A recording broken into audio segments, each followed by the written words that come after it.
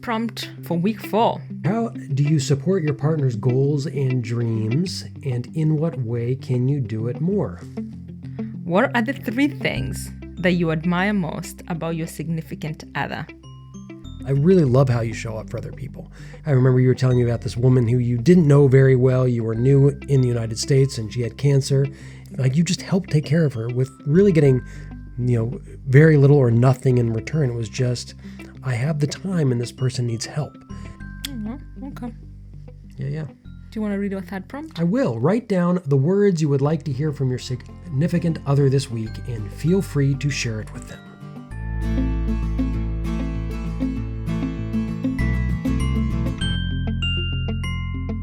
Hello and welcome to this week's episode of the Interracial Couple podcast. Well, it's not all black and white. My name is Cera. And my name is Matthew. And we continue our journey in love, in life, and with our lover's journal.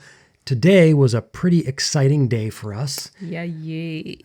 We woke up this morning and I was doing a little bit of yard work. I thought, I'm just going to kind of move my body. I had some stuff that I wanted to get done outside. I also had to do some work. We usually clean dishes the night before, but yesterday was my birthday and dishes did not get done. So I'm cleaning dishes. I get a text from FedEx and they're like, your journals are on the way. And I thought they were going to come tomorrow. So I got really excited. I ran outside and I was like, Matthew, where are you? Our journals are here. Nowhere to be found.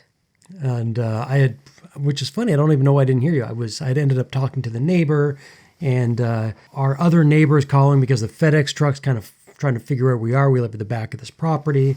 And so shall we show the beautiful goods that we got? Yeah, oh my God, they're so We've beautiful. got all of the lover's journal and white, which I'm not holding, but yeah, I will hold it. So we're pretty darn excited about these. So that was our today, and we will be fulfilling our crowdfund. Yeah, so for those who are not watching this and you're listening to this, we have 4 colors of the lover's journal. We have white, we have blue, we have black, and we have red. Yeah, and they're really, really beautiful. It's a linen bound cover with a gold foil printing where it says the lover's journal on it. They just look fantastic. I'm super excited. I'm so proud of us. Yeah, I'm pretty proud of us too. Good work.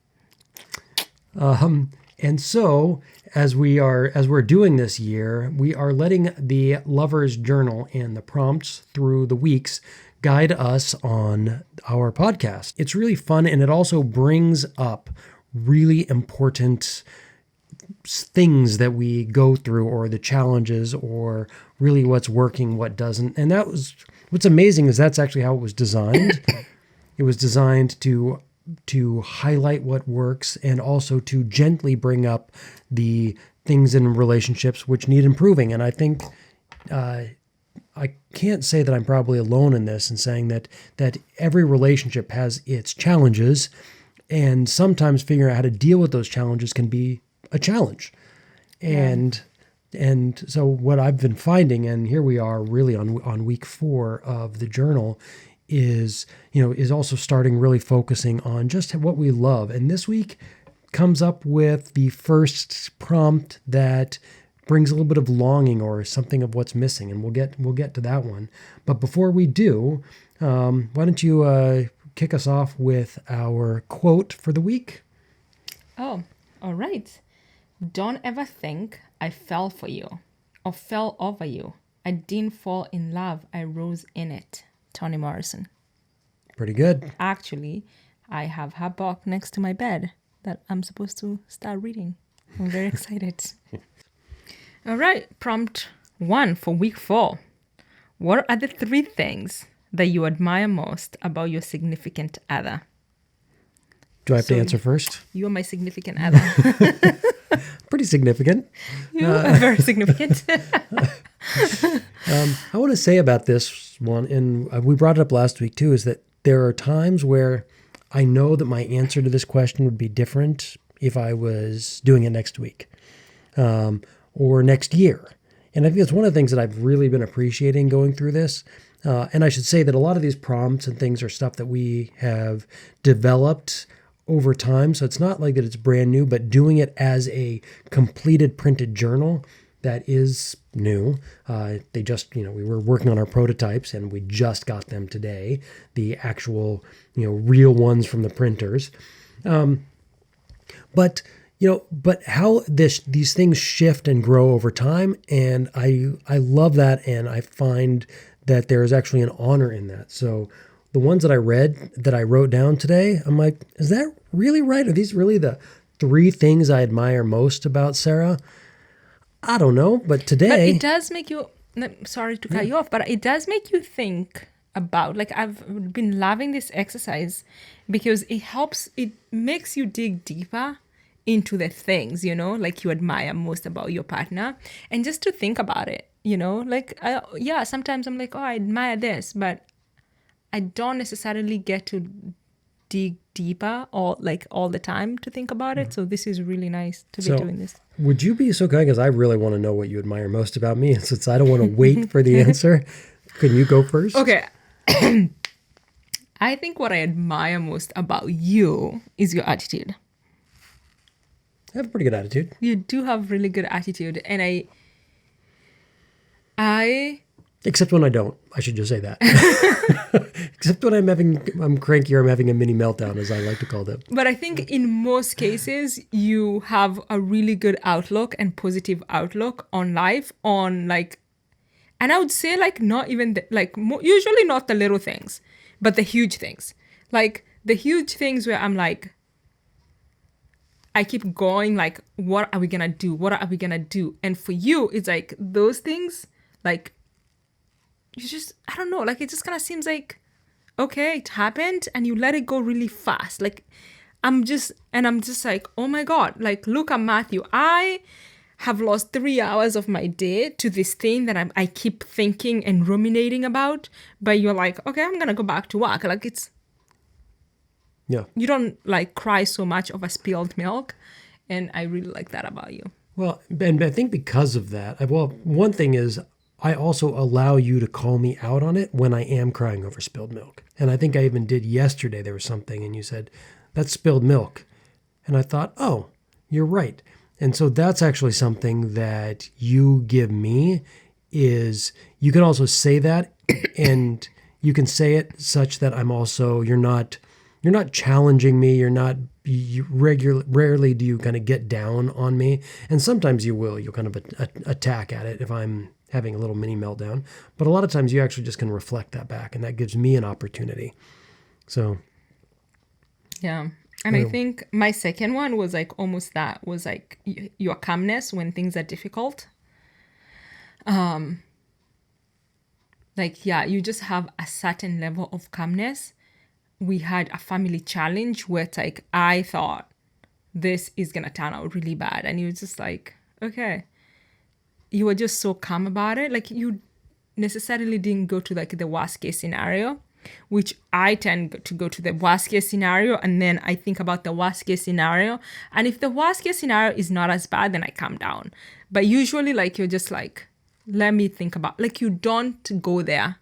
And that was like a really good thing to like watch. So like, I don't usually have that kind of calmness when things, and I do in some other areas. You do. But I think one of the things too to kind of point out was that we had an issue the other day. We were talking about like what, our plan was to live here where we are for 1 year. And we realized, well, that year is surprisingly quickly coming to an end, and I don't know if we can stay. Yeah. And all of a sudden, the worst case scenario is we can't stay. And for a brief minute, you were thinking, oh my gosh, that's a bad scenario. And then we kind of stopped and said, well, let's talk about this. And I think very often the worst case scenario isn't as bad as we imagine it to be. Yeah, we might have to move. We may have higher rent. We may move out of state. Like, who knows what's going to happen? But the worst case scenario maybe not actually be that bad. Yeah. Actually, the worst case scenarios turned out to be really good. But then that kind of goes back to what you just said of number one, thank you very much, which is that if you have a decent attitude, then the worst case scenario can't really be that bad, can it? No. And my third one was your work ethic and attention to details. All right. I got zero, nada, attention to details. Though I'm actually really have been making an effort to separate my work ethic. That way I also have other time, because I do enjoy what I do. And that's also the work that I've taken on as a filmmaker and as a writer. I enjoy my work. And so it's also important to do things that are not work even when I enjoy them. Yeah. So. I do the other things more. Like I have to pay attention to my work because I do like hanging out with my friends and taking time to go on hikes. And so I tend to, if I don't plan work, it will not get done. So for me, it's like those other things, like I keep like my relationships and like my workouts. Those are things like I don't miss. But for you, it's like if you have something to do, like it's in terms of work, it's getting done. Yep. And I admire that about you. All right. My turn. So when I was writing this, it felt like I was writing the Serenity Prayer. You know, God grant me the serenity to accept the things I cannot change, the courage to change the things I can, and the wisdom to know the difference. Are those things that you can't change about me? No, yeah, there's a lot I can't change about you. I've been working on it. I'm trying. I'm trying to create the perfect woman out of you. To mold me. Yeah, mold you into the perfect image. I'm teasing because obviously that's, oh my God. A, that's impossible, and B, you are already the perfect woman. So I hope people know we're teasing. But these all go together. So it's how you show up for others. I love the way you show up for others. And this is why they all really go together. The other thing, my number 2, is how you show up to care for yourself. And the third thing is how you balance that so beautifully. Oh. And that almost is like one thing, but it's also not.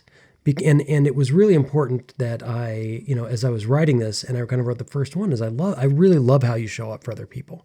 And it's amazing the way you're there for friends. I remember you were telling me about this woman who you didn't know very well. You were new in the United States and she had cancer, and you just took care of, you just helped take care of her with really getting, very little or nothing in return. It was just, I have the time and this person needs help. And most people don't do that. Like, we'll do that for our very close friends or our family, but you showed up for this stranger in a way that do my best friends and family show up for me the same way that you showed up for this virtual stranger at the time? Not really, and that's not a knock on my friends at all. I don't show up for my friends and family in the way that you show up for this total stranger. That's pretty darn phenomenal. And then I know that can also become a habit, particularly for women in our culture, is to be there for others and be there for others. But you don't overdo it. You also show up for yourself. Today I'm not getting out of bed. I am going to stay in bed and I'm going to read and I'm going to watch movies or whatever. And yesterday, your birthday, you weren't feeling great. But even rather than trying to say, oh, it's my birthday, I want to make this amazing thing, you weren't feeling great. You stayed in bed a good chunk of the day, and I cooked, and then we cuddled a bit, and we we meditated together, and we watched a comedy show, and it was just a really relaxing day. But you'll do that on other days, or you'll go and you'll help other people, or we'll go visit people and we'll have a kind of a full day, and then you say, you know what? I'm done. I'm going to go home and I'm taking care of myself now. And then to be able to balance that, to know when can I give and when do I just need to take care of myself so that I can continue to give. Understanding that balance is so rare, and you do it so, so beautifully. Oh, thank you. Yeah. So if anybody wants some insight, that would be also one for us to really kind of dig into at some point, because you do that so well, and it's something that you can really offer other people, whether it's women or mothers, or, I'm like that too. I fall in the caretaker. I don't take care of myself nearly as well. Yeah. I'm focusing on that a little bit more now, but I definitely have a tendency to not care for myself or to understand the balance. And I find myself, even like over the holidays with a bunch of family around, I needed to take care of myself more. and to have recognized more when I needed that care. And instead I got overwhelmed. And at one point I was getting frustrated with family members. It's like, they're not doing anything wrong. It's me. I needed a little extra space, or I needed something and I didn't take that. If I don't ask for it, if I don't take it, how does it, now I'm imagining other people should be mind readers. Yeah. And that doesn't work that way. I think for me, that quality started when I was like, decided to start my own business. And I was like, how do I envision a business that is built differently than other businesses? Was like, I didn't want to be that person who's like the CEO, but is like sleep deprived, overweight, angry. Like you have all these things like you're chasing, but like I was like, when my business becomes to the vision that I want it to be, is like I want to also mentally to be like, yeah, to not have broken down. And so as I'm growing this business, which is very stressful most of the time, is like I know that I need to sleep more and I need to take care of myself more in terms of like working out. So I necessarily will. And also it's like my friendships are very important. Family is very important to me. Like I don't want to be like, it's someone's birthday that I care about, but I'm stuck at home, like doing some job. Like that can wait. Like my friendship comes first, and then my physical health comes second, my physical and my mental third, and then my job comes third, Mm-hmm. And it's not like my jobs come third because I don't care about my job. I really care about what I'm doing.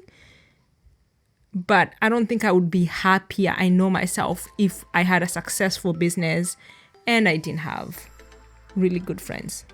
Yeah. So. For sure. Very nice. Thank you for reminding me that. Yeah. Yeah, it's pretty awesome.